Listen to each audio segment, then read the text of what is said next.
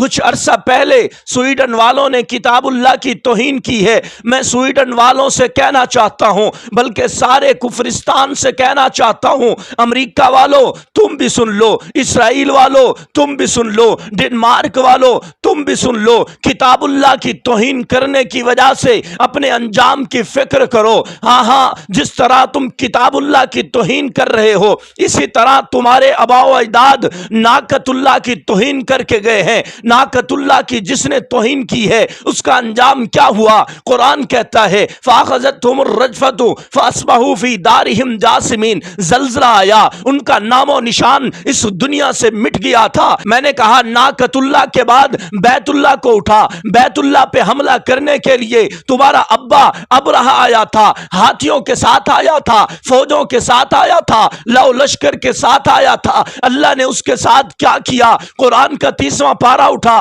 قرآن کہتا ہے ترمیہم بحجارۃ من سجیل، او میاں آسمان سے ان کے اوپر پتھر برسے ہیں، فجعلہم کعصف مأکول، ان کا نام و نشان دنیا سے مٹ چکا تھا، کھایا ہوا بھوسے کی طرح وہ رہ گئے تھے. اور آج تم کتاب اللہ کی توہین کر رہے ہو. میں نے کہا جو ناقۃ اللہ کی توہین کر کے گئے اللہ نے ان کا نام و نشان مٹا دیا ہے. جو بیت اللہ کی توہین کر کے گئے اللہ نے ان کو نیست و نابود کر دیا ہے. اب تم کتاب اللہ کی توہین کر رہے ہو تو تمہارا کیا بنے گا؟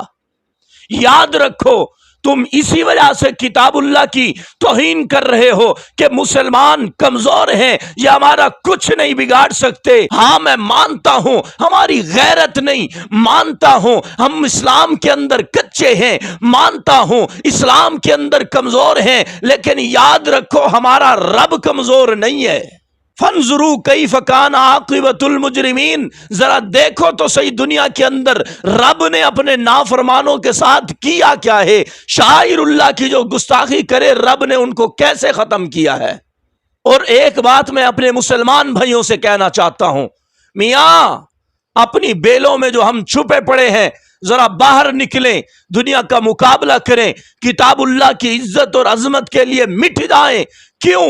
کیونکہ پیغمبر کا فرمان ہے القرآن حجت لک او علیک، میاں قرآن تیرے بارے میں گواہی دے گا، تیرے حق میں گواہی دے گا قیامت والے دن، یا تیرے خلاف گواہی دے گا. میاں ذرا قرآن پڑھ کے دیکھو، یوم یفر المرء من اخی، قرآن کہتا ہے قیامت والے دن بھائی اپنے بھائی کو دیکھ کر بھاگ جائے گا، وامہ وابیہ، بندہ اپنی ماں اور باپ سے بھاگ جائے گا، وصاحبتہ وبنیہ، خاوند اپنی بیوی کو دیکھ کر، بیوی اپنے شوہر کو دیکھ کر، اور بندہ اپنی اولاد کو دیکھ کر، بچے اپنے باپ کو دیکھ کر بھاگ جائیں گے. جب سارے بھاگ جائیں گے انسان کھڑا ہوا ہے، پریشان ہے، بے سکون ہے، بے چین ہے، غم زدہ ہے، پریشانی میں مبتلا ہے، پسینے میں مبتلا ہے، اللہ کے روب کو دیکھ کر، اللہ کے جلال کو دیکھ کر ذہنی ٹینشن میں کھڑا ہوا ہے. پیغمبر فرماتے ہیں سب چھوڑ جائیں گے لیکن یجیء القرآن، ترمذی کی حدیث ہے، قرآن آ جائے گا، ساتھ کھڑا ہو جائے گا، اور قرآن اس کا ہاتھ پکڑ کے اللہ کے سامنے عرض کرے گا اللہ میں دیکھ رہا ہوں سارے پریشانی میں مبتلا ہیں، تیرے جلال کو دیکھ کر، تیرے روب کو دیکھ کر، تیرے خوف کی وجہ سے سارے پریشان ہیں. ربا یہ وہ شخص ہے جو میری عزت دنیا میں کرتا تھا، مجھے سینے سے لگاتا تھا، مجھے آنکھوں سے لگاتا تھا، میری عزت کے لیے اپنی جان داؤ پہ لگا دیتا تھا، میری رفت کی وجہ سے اپنی بیوی کو بیوہ کرانے کے لیے تیار تھا. ربا سارے پریشان ہیں، یہ بھی پریشان ہو، میرا یار بھی پریشان ہو، مجھ قرآن سے برداشت نہیں ہوتا، اور کسی نے لباس نہیں پہنا ہوا، ربا حلی ہی، ربا اس کو تو لباس پہنا دے. پیغمبر فرماتے ہیں قرآن ایسا جھگڑالو ہے جس کا جھگڑا قبول کیا جاتا ہے، رب کی بارگاہ میں جس کی بات سنی جاتی ہے. اللہ فرمائیں گے میاں ذرا اسے پہناؤ نا. پیغمبر فرماتے ہیں یلبس تاج الکرامت، میاں جو قرآن کا عاشق ہے، قرآن کا قاری ہے، قرآن کا حافظ ہے، قرآن کی عزت اور عظمت پہ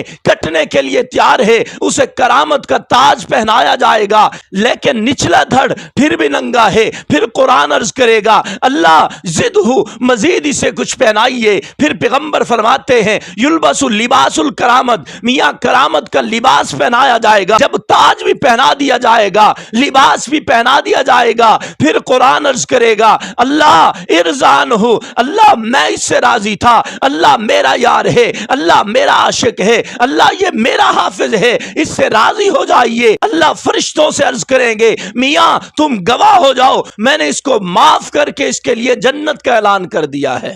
میں نے کہا مسلمانوں یاد رکھو یہ قرآن ہے جو تمہیں جنت میں لے جائے گا، اور یہ قرآن اسی کو جنت میں لے جائے گا جو اس کی عزت کے لیے کٹنا جانتا ہے، جو اس کے حق میں بولنا جانتا ہے، جو اس کے لیے اپنا تن من دھن قربان کرنے کے لیے تیار ہے۔